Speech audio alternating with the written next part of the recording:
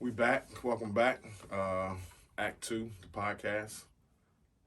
We back. What's the date? It is January 27th. January 27th on Wednesday. This episode will be out Friday. So we back. We back home. We back from San Juan. Back from Puerto Rico. Had a good vacation out there. But it feel good to be home. And been back to work for a little bit. And we're gonna start this show off this week with a new segment. What was the segment? The what? The wow and whoa. The wow and woe of the week. So we're gonna do our wow and woes. Before that, my guest host Natasha, my wife, my beautiful wife. I always forget that, but my guest host is back. Natasha, she might not be here every time, but she here this time. And she here, and that's my beautiful wife. All right, wait. You look like you're sweating a little bit. All right. Okay. All right. So, Hi. say hi to the people. Can you just give me a permanent job? Can you say hi to the people? Hi, people. So what was your higher then? What was it again? The wow and whoa. So you All right, so you what was your wow? initially said you wanted to ask what was the high and low of the week, and you know I always try to make something a theme. Yeah. So I was like, what was the wow and woe? So like I Okay, guess so- the wow being the high, the woe being kind of like the low, like a woe moment. So start out with your wow.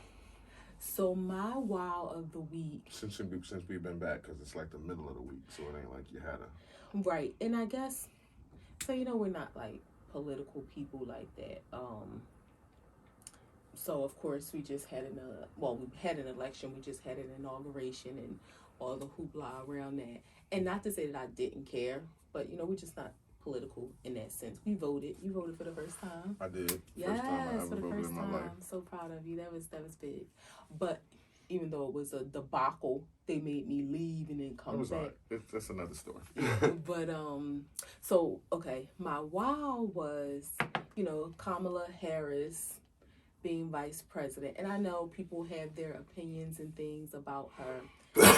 That's neither here nor there. But I saw a picture, and I think they did something like this similar when Barack became president. It was like a picture of all the previous 43 presidents, and then it was him standing next to it, like him being the first black face on there.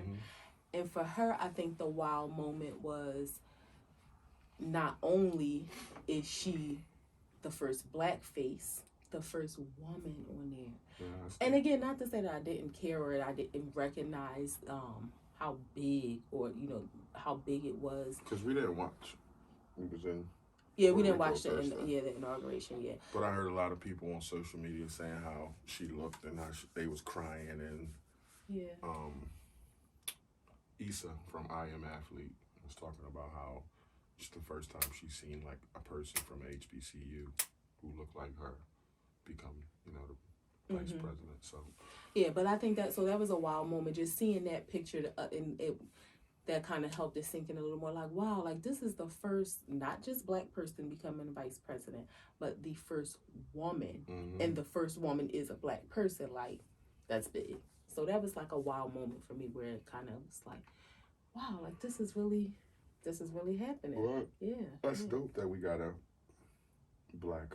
But ain't she half too, right? She ain't fully black. I don't know. I know it was like some controversy. Not that it means anything. I'm just saying. No, but I think she's not African American. Yeah, she's from the Caribbean. Yeah, so I Yeah. mean, but aren't people from the Caribbean from Africa as well? So in saying that, not being No, but that's why they call it the Caribbean, because it's the Caribbean. She's not from Africa, is what I'm saying. She's not an African American. There's nothing wrong with that. She's still black. I'm not saying there's nothing. I'm not saying there's anything wrong with that, but that just means that the boat from Africa stopped there before it stopped here, or maybe it stopped here first and then stopped there second, however you want to call it.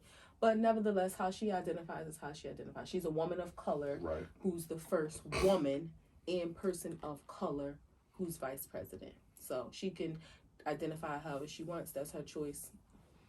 She's not one of them. You know, as far as skin color and ethnicity. So what was your woe? My woe. Whoa. I don't want this might sound. It was just coming back from vacation, and although I'm extremely grateful, cut it out. Although I'm extremely grateful to come back, have a job, have a beautiful home to come home to. The cold, it wasn't so much coming back from vacation. It was the cold and like, Just got in your bones. yes, like I know we have a goal of moving somewhere where it's never cold, and I'm looking forward to that. 5 years we're gonna be in the West Coast. Yeah, so that just kind of hit me where it was like, whoa, like back to the cold, but just make you want to hustle a little harder for the next time we can. So your high was seeing Kamala Harris. Harris become vice president, and your woe was coming back home. That's it. No, my woe was the cold. I guess that realization of the cold and coming back home, and yeah. So I mean, I didn't have, I guess, nothing bad or in your sense of being a higher low or wow or whoa. I didn't really have any low moments per se, so I guess that's a blessing in of itself. Yeah, that's true. Yeah. My what'd you call it again? Your wow. My wow of the week was I had my evaluation today. Yes, I'm always proud of you. So to be celebrated a little bit, praised a little bit. Obviously there was some criticism, but I could take constructive criticism. Overall, like I said, by God's grace, I'm the shit. I'm doing well. I'm proud of you. You've been at your company for longer than we've been. A little bit longer than years. Yeah, so that's awesome. That's a big deal. Yeah, so that to be at a company where there's only 3 black men. Yeah. And you're one of the senior persons at your company, and that's very well. The senior that's very well respected. So I applaud you for that. Being on a job site right now that is hectic, and a lot of mistakes being made. Been there 2 years this past Christmas, and still making money, still doing my thing. It's a blessing. It's still all good. So that was my wow of the week. My woe of the week is Steve. Don't say no names though. Steve is. Don't say any names. I'm sorry. Let's call him What Eddie. is already out there. So all right. So leave. No, call him Eddie. Leave. Eddie.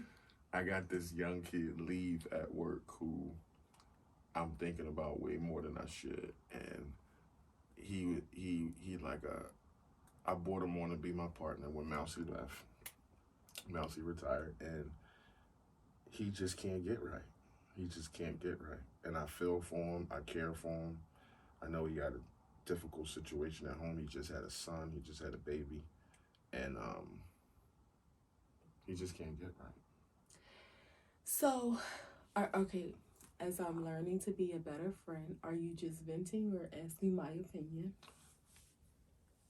Well, that's my woe, is that I want to get him right and get him straight, but he ain't gonna. I don't think he's gonna turn the corner. I think being a black man in America is hard. But you're not a black man in America.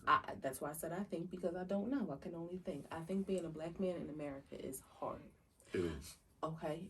Then compile on top of that when you don't have another black man in your life to have given you direction as you were coming up. Okay. So now you're a black man in America, and you got to kind of find your own way, find out how to do it right, make some mistakes, whatever. But you have a mother who you're extremely close with, and whatever that dichotomy is between, the two of them, that was his reality. He was extremely close with his mom, and then he loses her. So then you're a young black man in America, not really much direction, don't really know what you want to do with your life. You lose your best friend, who's also your only parent in your life. Then you have a home situation where, you have a partner, you have 2 very young children, and your home life isn't what you want it to be. It's hard to have a zeal and zest for other things in life carrying that burden. This is why I am a huge advocate for therapy, and he is like a poster child of somebody that needs therapy, because he needs some direction. He needs to get it off his chest. He needs somebody to be able to talk to. He needs to be able to cry. Like he's coming to. What am I, chopped liver? Like I talk to him every day. I told him he could reach out to me. We talk about about some personal things, not as personal as me and Mousy used to be, but we talk about some personal things, and I try to give them, like some knowledge of, I've been there, I've seen that struggle before, like I know what that frustration's like. But do people not, like, me, so do people not think like me when I say to you, like, okay, this is the situation, I understand that, we acknowledge that, but this is how you get out of it, A and B. So do those things, like, or do people just, you think people just sit in that rut and don't think like that, or don't have that mindset of, okay, yeah, I'm hurt, or it hurts, or somebody died, or I'm brokenhearted, but the ramifications of this is I'm going to sit in this funk and not do what I'm supposed to do and have it affect a chain of things in my life, or I can get out of this funk and do something about it. So you asked a good question, but I think you're also overlooking something. One, we've had conversations where I tell you, you are a person, you give tough love, and not everybody can be receptive to that. Like you said, you're the person where it's like, okay, things are going bad for you, do this, do that, get yourself out of it. And not saying that it's wrong, but some people might need to cry a little bit, or they might just listen. Some people might need to cry a little bit through it, or they might need to soak in it a little bit and then get to moving, or they might need to get off their chest whatever it is whatever it is they need to get off, and then get to moving. They can't just buck up or man up and do it. Not only that, I think you're overlooking the depression part. He lost his mom. Like, even if things work out professionally, things work out as far as his family life, let's say he hit the lottery. Like, he's the person who, I think, if he hits the lottery and he has $100 million where he never has to work a day in his life, he's going to be the same person that's sulking and things because he's depressed, he's sad. So you can't overlook that piece that he need. Like, not to say you're chopped liver and he can't talk to you, but not everybody can handle your kind of love and encouragement. You are very direct, and it's good, but if you're not used to that, it can come off a little abrasive because you mean well and you want people to do well, but you're the type of person where, something goes wrong, you're gonna be sad for a minute, but you look, for 23 years, you did it. You did what you had to do to make your way through each day despite the heavy ass bag that you were carrying. That would have broke a lot of people. So you expect other people to do it because you did it, and everybody just not built like that. It doesn't make them weaker. They're just built differently. But I'm acknowledging the fact that, okay, there's pain, there's frustration, there's hurt, there's, a situation that happened, but you can't say but. You're right, because but negates everything that I said exactly before that. In spite of that,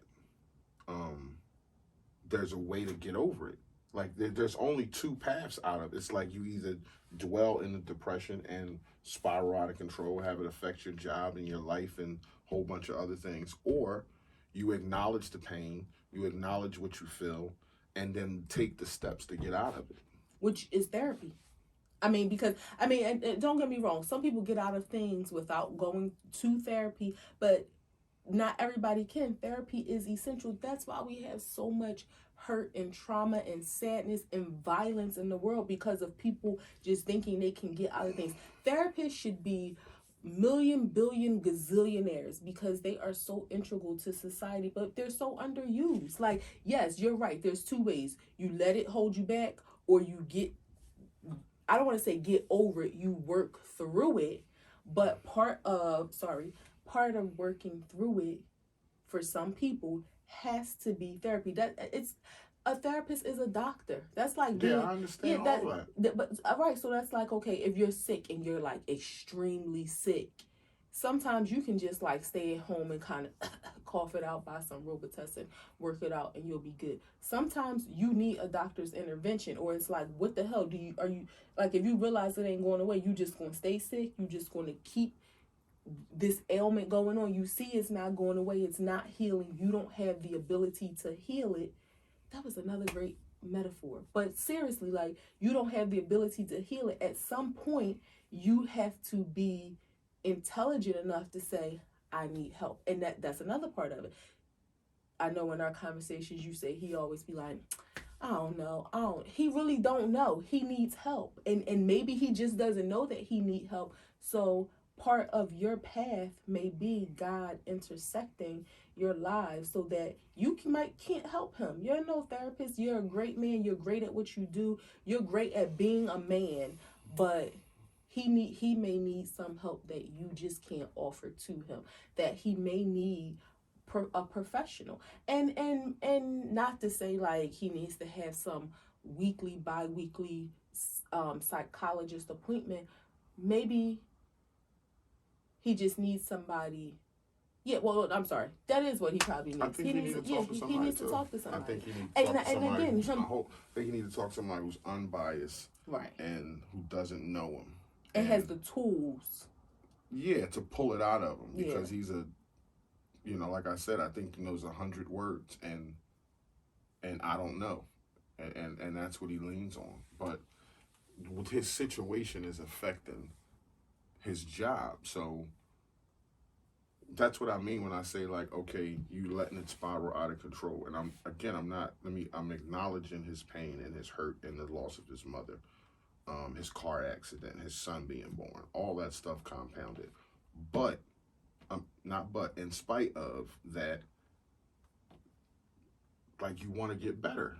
You don't want to sit in that. You want to get better. So me not being a doctor, but being an influence on them and telling them, look, you can come to my team. We talk, and this is what it takes to get to this level. Why wouldn't you take heed to that? Because he just made, like, we don't always have to talk about personal stuff, but like, you a man, I'm a man, this is what we're doing at work, and if you don't have this, then you can't take care of your family.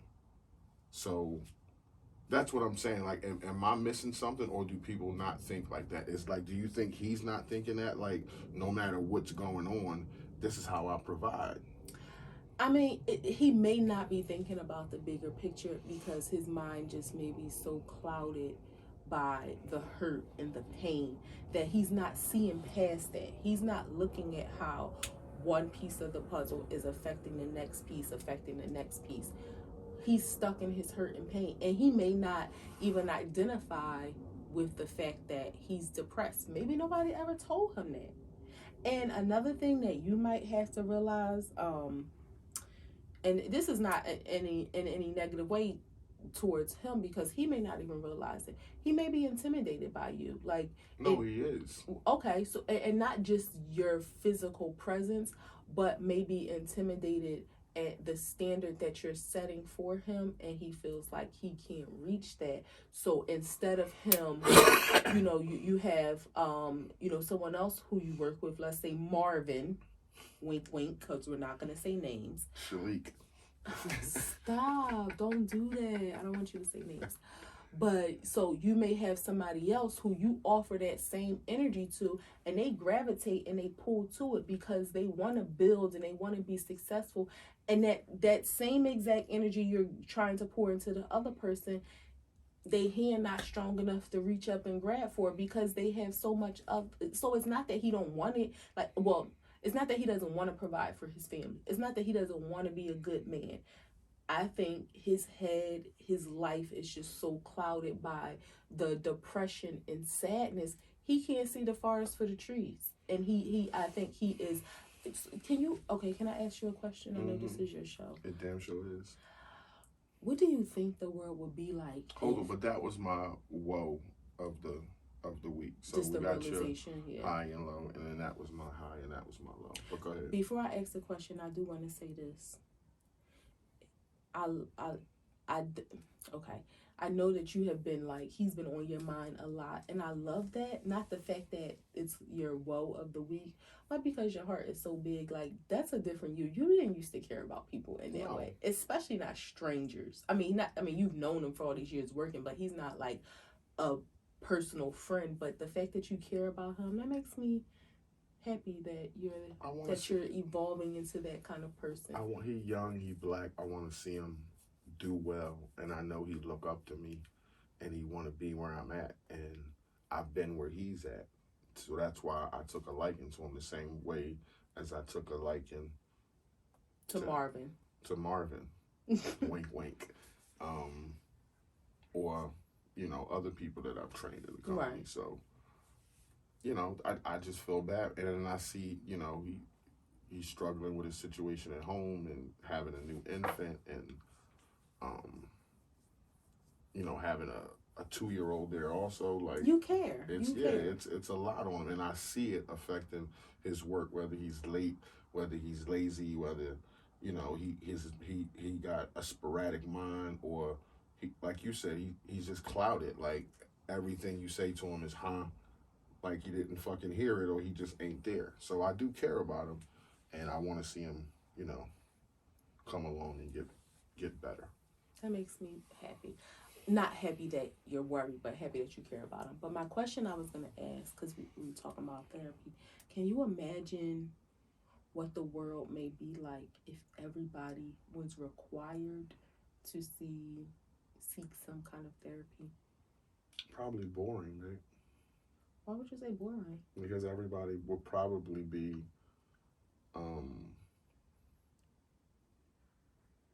like self-deprecating robots. I think it might Like, be everybody would have that, I go to therapy and something's wrong with me, and like, well, not that something therapy's wrong with wrong. all of us. It is something wrong with all of us, but I'm just saying you can't have a requirement. So you gotta have some people just leave them as crazy and No, disturbed. I'm just saying. No, I don't mean to word it that way, but they add excitement to the world. Yeah. But I think it would be. That's weird to say, but it's the truth. Like, you gotta have some Florida people. You gotta have some Bronx people. But I think it would add like a sense. Maybe everybody would be like in a sense of euphoria, or maybe nirvana. Like, I think everybody will be depressed and down because you going once a week to get exposed to yourself. Just for somebody to tell you all your faults and all your assholishness, and you should do this better and do that better. I think people would leave there and just be depressed. Well, I mean, and it works for some people. I think it would work for me. I know it's worked for you, and I'm a proponent of it. But yeah, I'm a huge proponent because I believe in therapy, but I'm just saying, a requirement.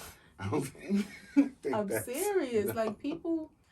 That's prayer and therapy. Prayer, water, and therapy. That's my solution. You can't get people to agree to shit. You think they're going to agree to everybody go to therapy? That's not happening. Or what about if you get pregnant, or no, if you have a child, mother? I don't want to just say get pregnant. Mothers and fathers, you are required to have therapy. Yeah, I think that's, if you get married, I think you're required to have therapy. I think if you get pregnant by accident or on purpose, you should have therapy, and the father should have therapy too. Yeah, that definitely, parents need. I'm not a parent, but I think that definitely should be. Therapy don't help everybody though. It doesn't, but it's a start. Some people are just fucked. Like, some people are just bad people or evil people. I was having this conversation today. Like, we're big proponents in karma and faith. And our faith guides our decisions and what we do, specifically us. And I was having this conversation with this dude, like, about the bankers and stuff. Like, how is it that we see karma in our lives, experience it, we know what it looks like, we saw it, that's why we believe in it. It's almost tangible. But how can bankers and people of the world like that, billionaires, do such shitty things to people to get where they at, and constantly do shitty things? Or a business deal might affect 50, 60,000 people in a negative way, but they stay billionaires. They don't get karma. Well, like, you can't say that just because they're billionaires doesn't mean that karma isn't impacting. I mean, they may have a drugged out son or some shit, but I'm just saying, for the most part, they stay who they are, and they stay having the lifestyle that they have, even though they're not necessarily good-hearted people. They wake up and they do probably a lot more negative things, but positive for them in a business sense that affects people, and the karma never comes back. Like, you know, you just for that bad deal, your business went under or something. It's like these people stay on top, Well, and no karma ever comes back to them. Even when the banks was going under, it's like you get help, you get a bailout. um, so I don't agree. Okay. So I don't know why you're specifically referring to banks, Because that but was what we just was in a convers. financial Yeah, sense. Okay. So I don't agree that karma doesn't hit them. It may not be immediate. It may not be something that is tangible. It may not be something that we're ever made aware of, or that will ever come to you feel light. like karma's tangible? In some cases, some cases karma is almost immediate, but I do believe that it comes, and it may not even impact that person. I don't, I know this isn't a religious show, and I'm not going to get religious and start quoting scripture because I don't even know the scripture, but somewhere I think it says in the Bible, like the sins of the father, like somewhere down the line, the kids or grandkids or somebody will feel that. So it's going to come back. There is a result of every decision. Yeah. So everything you do, yeah, you may that deal that you make that was a little unscrupulous and it benefited you where you got this huge bonus or you were able to buy your yacht or your private jet or whatever you did with if from a financial standpoint with that money, and it may all appear well on the outside and from a financial standpoint, but you could be miserable. Like that's why you hear about billionaires and stuff who still commit suicide, or people. That's rare though. I don't hear about a lot of billionaires committing suicide. Well, I don't And my hear about a point lot of is, billionaires, period. But it's I'm just just that saying. they just seem like that's their life forever, having that lifestyle, having that money, and they do shitty shit to people all the time. We, somebody give us extra change in a Wawa, we like dying to give it back because we feel like I seen karma before. It's not like it. It's like they don't think like that, or they don't feel like that, or it just don't come back to them. I think it does, and maybe again, maybe it's not immediate, and maybe it's something that we're never aware of, and it may be a generational thing. But I think it always comes. I know it always comes. I'm just gonna say for myself, I know it always. You reap what you sow. I'm sure. Yeah. So it's gonna come back. In whatever way it manifests itself, you can't do dirt and not get dirt. That's why Just seem like the same people stay rich. We hear the same stuff, the same stories about the same people, and we know, like I said, when they wake up, they're not good people. Yeah. They're But not good people. I believe it comes back to them. They get it back. Um, I, this is a show about like us having honest grown folk, black, just all around conversation, and this one topic came off of social media, which is probably something we'll never do again. But we had this conversation before, and I'm bringing it up again. Okay. Is why what's your preference? When you're going out with friends, splitting a check, or paying for what you want, and how do you see the person if they just want to pay for what they want? And just by the way, to start, I've been in both situations. I've split checks. I've paid for what I just ate. I don't really care, but the conversation is intriguing, and I want to know what you think about it. So I saw this conversation on social media. It was like somebody tweeted something and people were attacking her. One of the things I don't like that about social media is that people always trying to tell people how you should do things. Like this is how it has to be. This is how it should be. People have the choice to do what they want. We know that. Right. What do you think about right. it? And I didn't like that they were saying to this girl, like referring to her as being broke. If I ordered XYZ and I'm paying for XYZ, how does that make me broke? Like maybe I'm just frugal. You just want to pay for the food that you ate. But it's not like you want a free meal. Exactly. So how can you can't call that person right? broke. I don't think they're broke. But for me, my friends, my family, like girls like or something, sisters date, whatever, go out with mom and cousins or whatever. We split the bill evenly. Like that's what we do. Nobody's counting pennies. We split the bill evenly amongst however many people it is. Ho. Yes. Because you say that so frivolously. When in some of these cases, we're not talking pennies. No, I say we're not counting pennies to say, like, in the case of, if my food was $24.98 and my drink was $4.97, like those pennies and stuff. I'm You not mean literally pulling. pennies. Yeah, I'm not Okay. pulling out a calculator, calculating stuff. Like, we split the bill evenly. If it's it just doesn't matter. We split the bill evenly, and I think part of this conversation that people are missing is the respect factor, because like we Well, kind of hold on. yes. But why? Why what? Like, why is that? Why have people come to the realization collectively that that's the right thing to do? I don't think it's a right or wrong, because not everybody does it that way. Some people might feel like. Why do you think it's right? I know that you do it, but why do you think it's right? Even if you stop and look at the financial aspect, and I'm not talking about, like, you're a person who can go out and we can buy and eat whatever we want. So that's not an issue. But again, if you have a scenario where 4 girls go out, the 5th girl or the 4th girl brings a girlfriend that all 4 of y'all might not be in tune with, but y'all cool with her. Mm-hmm. She can sit down and eat with y'all. And you allergic to shellfish, and she orders a bunch of crab legs and shit that you never would order, that even have at the table. Mm-hmm. But you gonna split that bill just because y'all out with girlfriends? Or the person who literally comes out, like I saw, it was a thing on there that said it was 4 friends, the bill was $900. The girl actually ate $40 worth of food and had a drink. Why would I split a $900 bill? So I'm saying, in certain cases, if that's your friends and it's like, yeah, it's cool, but what if in that situation you're talking about a person who spent $80 to eat and you want them to pay $250? Okay, so this is where I say it requires a level, not even a level of respect. People are missing the respect factor in it. So let's just use the same scenario that you mentioned. I'll use okay. Let's say it's 4. I'm going out and I'm meeting 3 friends, right? Right, it's 4 y'all. Okay, it's 4 people, but I'm meeting 3 people. I show up late.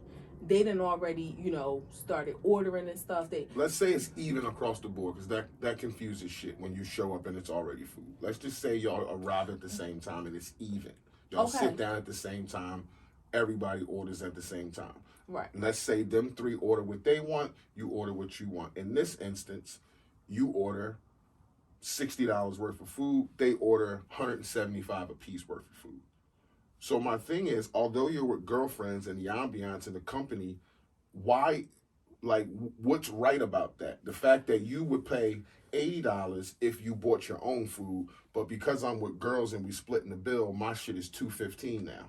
Well, because if it's a group of friends who do this frequently, right? Okay, maybe this time I may end up paying more than what I would have spent by myself. The next time it may be somebody else who may have spent more. Right. I don't drink, so okay, let's say they all got a drink, but let's say I got an appetizer or I got dessert. Nobody else wanted dessert, or I got an appetizer that maybe me and one other person like, and then 2 other people, maybe they got a drink apiece. So it balances itself out. Now again, as I was going back to, it requires respect, because if we're going out and you are my friends, and let's say I just really wasn't feeling good that day, but I still wanted to hang out with y'all, so I just got like soup and a salad or something, right? And y'all ate normally. As my friends, they would. Now I've been with a friend who we might have just gone out, ate some food or whatever. Maybe she had 2 drinks. The bill comes, let's just use an even number. It's $100. Okay, we would split it 50. She might be like, no, here goes $20.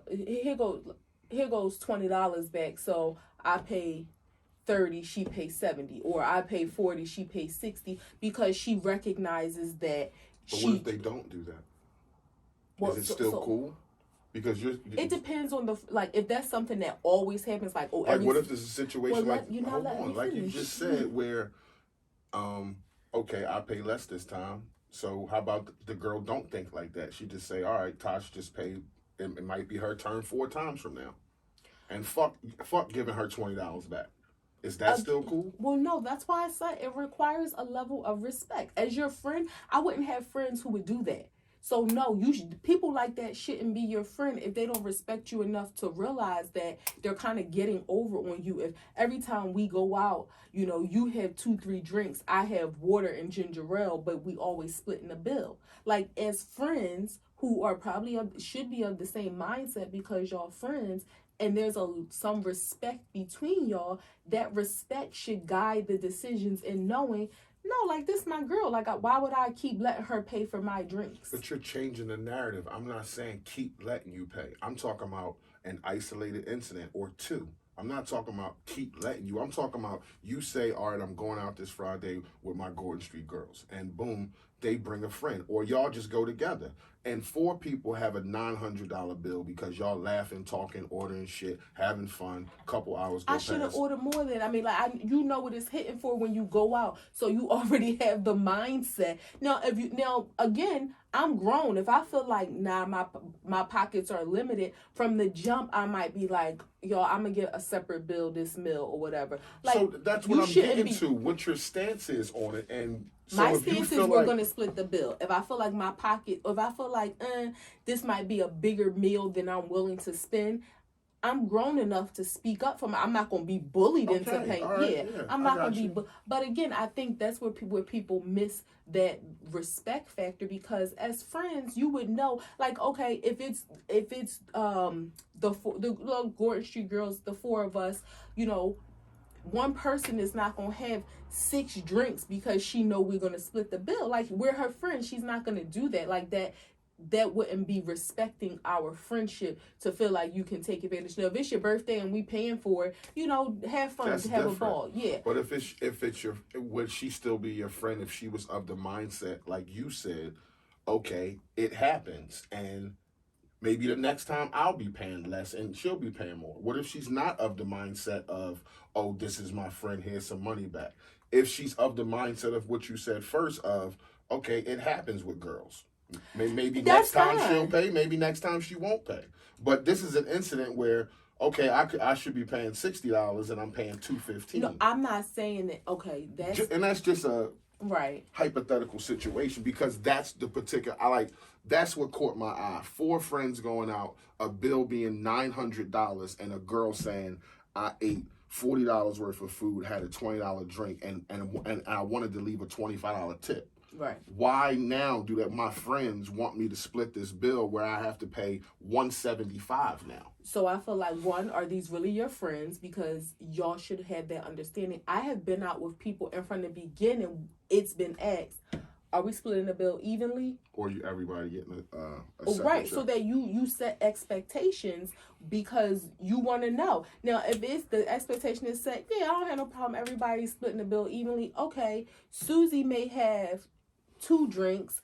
I might have an extra appetizer. Somebody else might choose to get dessert. So, I mean, it balances itself out. No, granted, somebody's going to pay more than what they would have paid if they went by themselves. But so what? You may pay $7 more than you would have went by. You may pay $20 more. But the next time, that may fall on somebody else. Now, again, everybody is grown. Nobody should feel bullied into doing anything. Like, I think I saw one of those things where somebody posted a receipt and it was like, I don't know if it was the same $900 bill, whatever it was. It was a huge bill, and you look, and people had all kinds of drinks and this and this and that and somebody else they ate a very small portion of that. They should have set expectations from the beginning. Now, in that case, they're grown. They could be like, okay, my food and drink was $60. Here's $100. Here, I was gonna say $90, or here's $100, and that's it.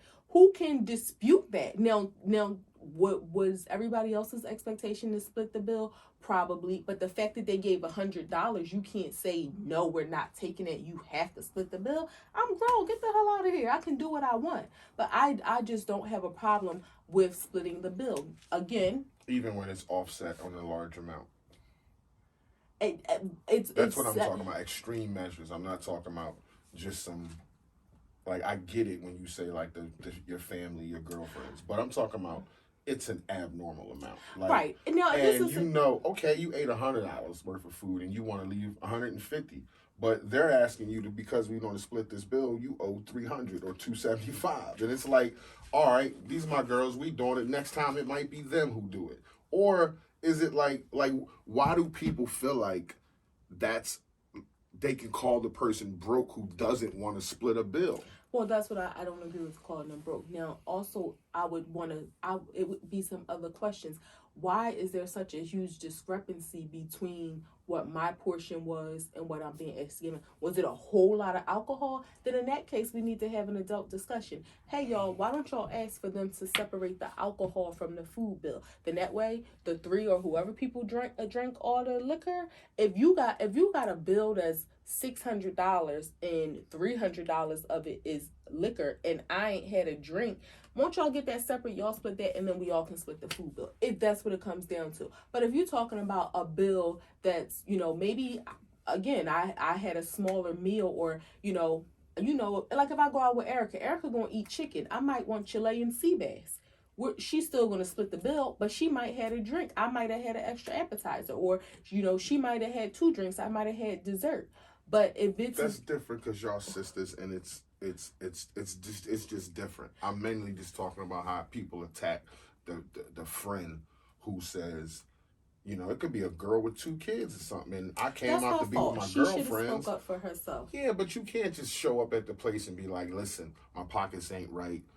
I'm only eating $40 worth of food. You can't sit down with 4. I mean, if you sit down with 4 of your friends, do you expect them to order $900 worth of food? No, but what you can do, you might not say that to your friends, but what you can do when the waiter comes around, you can say, I'm going to order on a separate bill. Is that okay? So that way, it's no discrepancies. Your bill is separate, and then they have their bill. So they can't question you why you're not contributing to theirs. I have my own bill that's established from the beginning. So we kind of in agreement that you can't call a person broke. No, I definitely doesn't want to split a bill or just wants to pay for their food. There's some times where it's offset to the point where it's like, all right, I came out tonight wanting to spend 100, 150, not 300, and just because, and I seen some people say you paying for the ambiance of friendship and the night out. How you feel about that? Are you paying for the ambiance, the conversation, the experience? We had a great night. We took great pictures. I'm still not trying to pay. Experience. I understand that, but so we shoot the steak 48, and there's 4 of us, and we have $200 worth of food apiece. And the 5th girl might have had $80 worth of food. What's going on here? I mean, I gotta pay an extra $120 when I only ate $80. I mean, again, it depends. It depends on the scenario. It depends on why. It depends on the relationship. It depends on other factors. I agree that no, that person should not be called broke. It may be tacky, depending on their approach and how they approach the situation. Because some people will look at it like my food was $80.25, and I'm leaving $82. Like, sis, what about tax? Tacky, yeah. What about gratuity? You know what I mean? Now, in most large parties, the gratuities already in, but large parties. But even if it's 3 people, 4 people, I think most places probably I think they added in. Okay, so if it's 3 people, the approach could be tacky, but I don't think that you can necessarily say somebody is broke because they are choosing not to split a bill. But again, you have to think, are these friends going out, or are these just people that are acquainted in whatever manner? Are you having an after work kind of thing with people that you don't really know like that? That's why it needs to be a conversation. You grown, it's your money. Establish that from the beginning. So, hey girls, we having happy hour after work. We never really hung out like that. Are we splitting the bill? Girls or have everybody conversations like that? Yeah. So if a friend who you thought was a friend, a Gordon Street girl, took a hard line. I have other friends too, but I do love my Gordon Street girls. That's why I'm saying that. Yeah. But if one of them took a hard line and saying, "Nah, we just split the bill," would you look at it different, or would you be okay with that? What you mean? If the bill came and you or one of the other friends was like, I didn't think it was going to be this much, and they was like, nah, that's what we do, split the bill, it happens. They took a hard line on, that's what we doing, splitting the bill. Would you look at them different, or would you be like, all right, it happens, You still my friend. Like that doesn't. I'm not going to be bullied into paying anything that I don't want to pay for. So I mean, I can't even. Would you see somebody else get bullied into something? No, I mean it's a no, because I feel like, okay, if somebody was like, nah, I'm not splitting the bill, my food was this amount and hit, okay, your tax gratuity is all paid for and that's all you want to pay, fine. The rest of us will split the bill, or the rest of us will make whatever decision we want to make, as far as maybe everybody's going to pull out a calculator, who knows. But now I know that moving forward, if she's paying for her food and she's not leaving her tab on somebody else, it is what it is. I can't, you can't force somebody to do something that they don't want to. You not like saying, my food was $70, this $40, that's all I got. Now you my friend, okay, we still not gonna let you have to wash the dishes, but we gonna have a conversation like, what's up? Next time stay home if you don't have it, or let us know ahead of time. Like we can cover you. It ain't no big thing, but it's all about, again, I go back to the word respect, and that's key in any relationship, even if it is just an after work thing. Respect, and respect for yourself, not making anybody feel like, not allowing anyone to make you feel like you have to be bullied into paying. I've been out before, and at the end of the night I come home and be like, damn, like I ain't planning on spending that much, but I had it. It was what it was. Maybe I kind of budgeted in my head, okay, I'm gonna probably spend this much this weekend and do this, that, and the other with my money, and it turns out to be something different. But it ain't no thing like I feel like I got or I got played. Sometimes it's because you wanted to. Exactly, it's because I wanted to, and sometimes or you thought you wanted to. Right, and sometimes like I've been out where, okay, if it's me and 3 other people. You got to look at it like this, too. If it's me and 3 other people, let's say they all had a drink, $10 a piece, that's $30.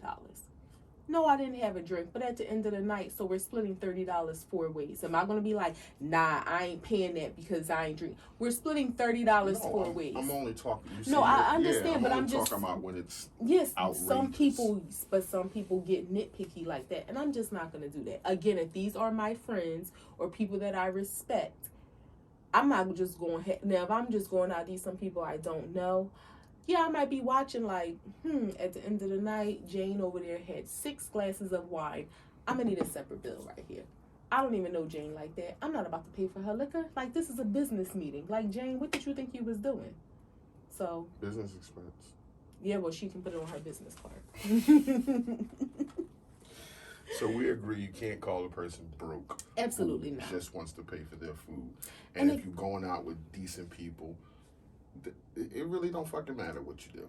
It really don't matter. If you agree to split a check, you split the check. If, to be honest, that's the when we was in Puerto Rico, that's the first check I split in a long time was with your sisters. Like, I don't know. I don't. Well, when we go out with like Sheem and Keisha, our couple friend, our brothers and sister, but our couple friends, it's different because sometimes y'all will, being the men, sometimes y'all will split the check. Sometimes Sheem will pay. Sometimes you will pay. So, but again, that comes down to a level of respect. We went out before. We're not gonna even tell. I don't like talking about money in terms of dollar amounts. It's just tacky to me. But we went out to Old Homestead, and you had that steak that was ridiculous. And he could have been like, nah, like, but you were like, I'm putting extra on this because I know I did this. You could have been of the mindset like, y'all always split the bill, you're going to split the bill. And I don't think he would have objected, but it wouldn't have been fair. But because you respect him as your brother, as your friend, as a man, you wouldn't have done that. Like, that's just disrespectful to do. So the same applies, even though that's your brother, it's still a friend, it's still respect, it's still somebody you love, and you wouldn't do that because you're not that type of person. Somebody that would do that type of person, then you need to kind of question their integrity. Like, why would you do that? Like, everybody else got food that $100, $100, and your food is $400. Like, why would you not, kind of offset the amount, It's the X5, though. Why you don't want to tell the people what the steak costs? Because that's just think talking dollars and cents is tacky. It is. So you don't want to tell the people what the steak costs? No, I don't. Okay. Mm-hmm. All right. I respect that. What was I going to say? Shit. So, and be honest, do you think that people agree to stuff like that because they think it's embarrassing to say something? Unfortunately, yeah. I think people... Like when you say I'm not going to be bullied into something, like I know you're the kind of person I used to tell you, like, you don't like to be, like... controversial. Yeah, so you don't want to be the... Like, you used to have a problem being the first person to leave something, or you don't want to be the starter of controversy. Like, you don't want it to be because of you. Like, you used to dabble around with that. So I'm saying, do most people be like, just go with the flow, because if I do say something about this, it's kind of embarrassing, or it's looked at as embarrassing. It's not really, but it's looked at as embarrassing. You know, I can't say for sure because I don't know what most people do. I would not allow myself, because how you look at yourself in the mirror afterwards to feel like, you know, you kind of got bullied into paying something that I don't want to say you didn't have it to pay, because if you paid it, then obviously you had it, but maybe it took money from somewhere else. I do think people want to give an image. Sometimes just because people hang together doesn't mean that they're really friends, you know, so they want to just give off this image of, oh, I got it, I'm good. Right. So they feel like they don't want to be the one. It. Yeah, I mean, and again, they have it because they paid it, but maybe they didn't have it for that.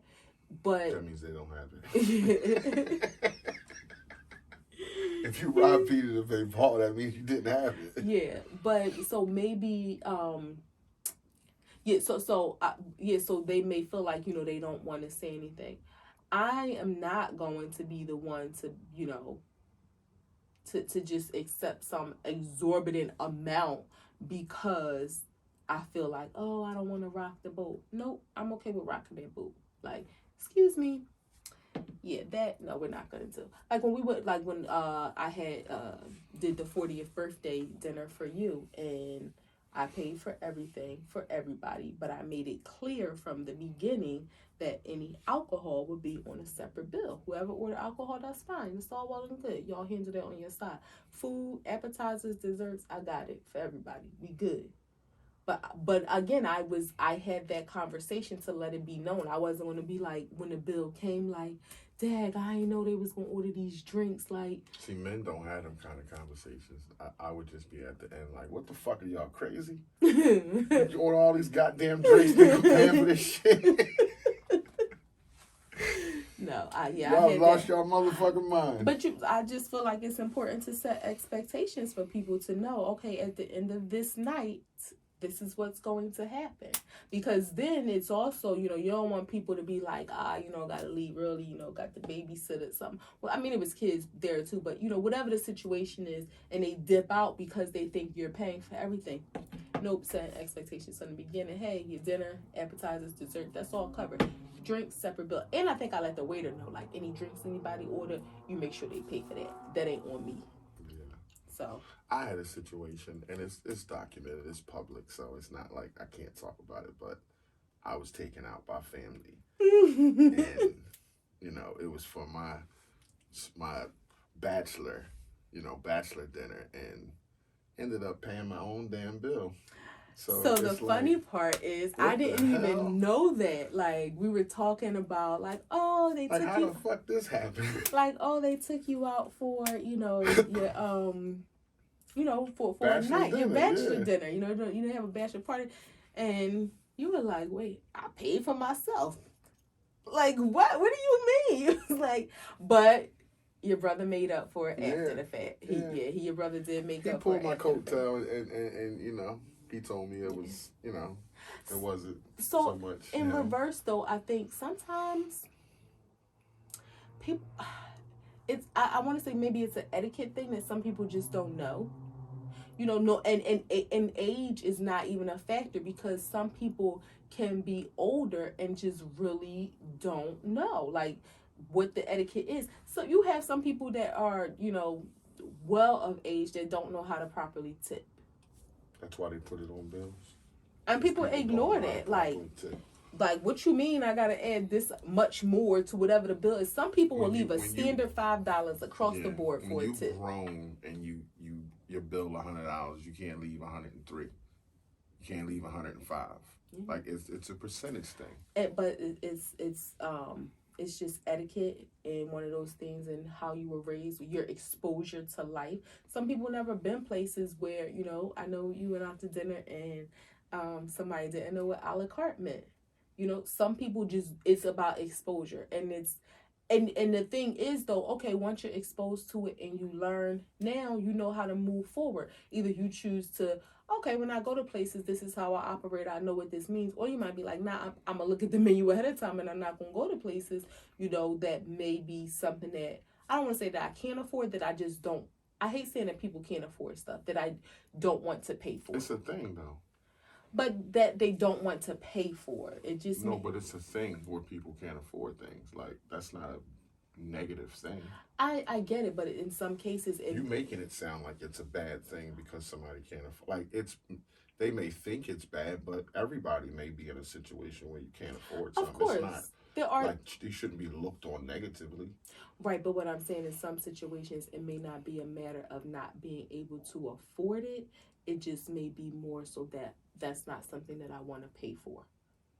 And it's weird because I had this conversation just today or yesterday about a bag, about a pocketbook, and I was saying like something was expensive, and somebody was like, well, and not really. I mean, if you think about it, we pay that much for food, or we might pay, you know, that much or half that amount to get nails and stuff. And it's like, yeah, that's true, but that's just not money that I want to spend on that item. Doesn't mean I can't afford it. It's just not money that I want to spend for that. I may choose to spend that same amount of money on something else. I just don't want to spend it on that. Got you. So we agree to a certain extent. You can't call the people broke who don't want to pay for a check, and we got that out the way. So we don't talk about nothing else on social media. Yeah. This is where we live our truths and honest conversations. Did you have something? That well, I know that last week that you had mentioned that that was part 1 of the Who We Are. So I guess in a future episode we'll circle back to part 2 and finishing up that conversation. Episode 4 will be part 2 of that. Of Who We Are. Yeah. Okay. All right. Yeah, I'm with it. So that was So wait, that means I'm welcome back for episode 4? No, I might do it by myself. Oh, okay. I don't know. It all depends on how the week go. Okay. That's how it go. You keep your job, and you know we be all right. Okay. That's Act 2, the podcast, episode 3. We're back. We're here. We're getting better. See, we got the Act 2 post up in there. You see that? Who put you that? My baby responsible for that. So you see, I do the shoulder. Look at that. Look nice too, right? Adding some That's what's up. Not to mention that we have a whole other room that I said, babe, this would be a perfect studio. I'll help you. You know, we could paint. You could do whatever you want. And you wanted to stay in. This is, you know. It's fucking grim in there. What you talking about? It's all cleaned up, but it's fucking grim. It's dark. There's paint. And you can change light. Just say you like my vibe, the vibe that I've created in here. What do you mean? You did. You this. said, but I created it as from a design aspect, which is why you know grew to love it so much. I picked the curtains out. Like me specifically, I picked them up, and you was like, "Yeah, I like them." But the color scheme, and then I told you to get a solid. Touches, like, just say you like my vibe. I like your vibe. I'm a cool ass vibe. Yeah, you can catch a vibe. So again, Act 2 the podcast. We here. We're gonna be here every week, getting better, getting more focused. So appreciate all the followers. Appreciate all the subscribers. Appreciate my lovely wife doing all the social media content and you know, getting that rolling. She's a sweetheart. I love her to death. So see y'all next week on episode 4, Act 2 the podcast. Peace.